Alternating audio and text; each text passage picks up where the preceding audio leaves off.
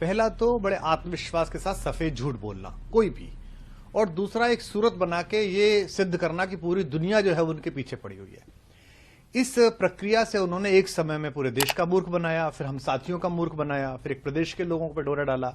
यहां तक तो बात आती जाती रही, सरकार जीते हारे, लेकिन अगर कोई देश की बात थी और मुझसे अचानक किसी इंटरव्यू में एक वाक्य निकला तो उसमें इतनी परेशानी क्यों? वो आए ना, वो बात करें यहां पर आकर।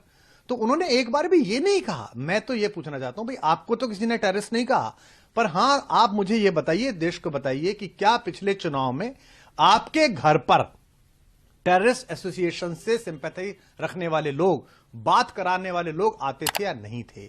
जब मैंने उस पर आपत्ति उठाई थी तो पंजाब की मीटिंग से मुझे बाहर कर दिया गया था, नहीं कर दिया गया था। और मैंने एक दिन रंगे हाथ पकड़ी थी घर पे मीटिंग, बाहर एक प्रहरी भी खड़ा था कि नहीं नहीं अंदर मीटिंग चली, मैंने उसको धक्का दिया, हरियाणा का प्रहरी था वो, साइड हट। अंदर जाके देखा तो वही लोग बैठे हुए थे। मैंने कहा किनके साथ मिल रहा है? नहीं नहीं कुछ नहीं, इसका बड़ा फायदा होगा, इसका बड़ा फायदा होगा। तो वो ये बताएं, वो ये बताएंगे नहीं, बाकी सब वो तरह तरह के आरोप प्रत्यारोप करते रहेंगे। दूसरा, वो किसी प्लेटफॉर्म पे आके बहस क्यों नहीं करते हैं?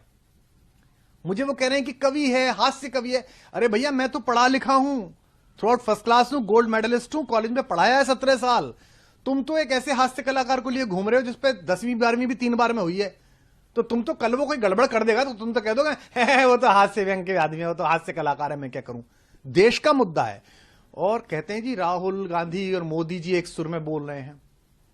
राहुल गांधी और मोदी जी एक दूसरे के खिलाफ चुनाव में भीषण वार प्रहार करते हैं, ठीक है जी, खूब एक दूसरे के राजनीतिक दुश्मन है, लेकिन कम से कम उन दो लोगों में, उन दो पार्टियों में यह तमीज तो है कि राष्ट्रीय अखंडता के मामले में एक हो जाएं।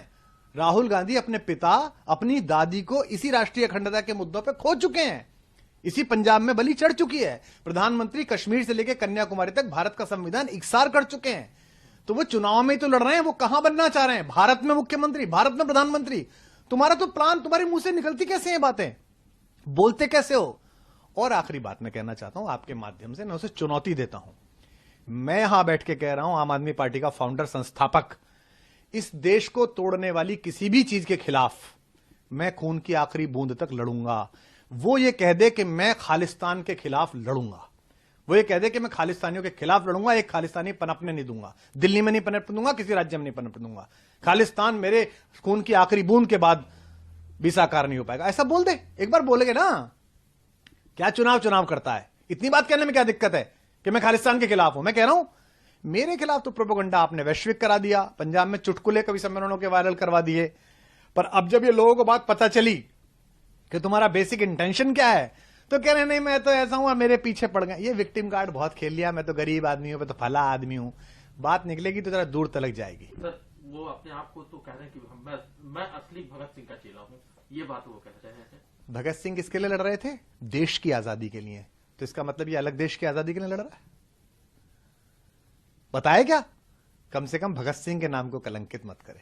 खैर ये राजनीतिक बातें ज्यादा नहीं होनी चाहिए, मुझे इतना ही कहना था। बहुत धन्यवाद। एक सवाल है सिर्फ, चूंकि मैंने आम आदमी पार्टी के कई नेताओं से बात करने की कोशिश की, फोन पर तो उन्होंने बात दिया, समय नहीं दिया। उनका ये कहना है कि कुमार विश्वास साहब का पॉलिटिकल एजेंडा है, वो ये बताए कि वो किस पार्टी में हूं मैं।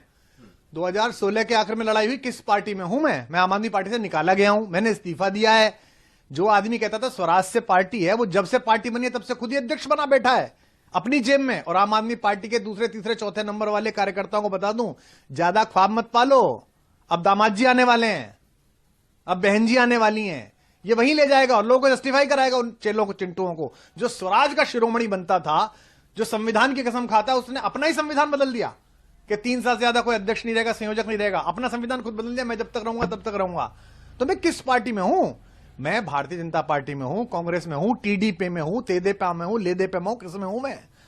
कोई मिलता नहीं तो उसके लिए बोल रहे हैं, उसके लिए बोले। अरे तू इधर उधर की बात न कर भाई, ये बता कि खालिस्तान के विरोध में तेरा क्या स्टेटमेंट है, ये बता कि तेरे घर पे लोग आए थे, आते थे या नहीं आते थे, और बता दे, नहीं तो मैं बता दूंगा।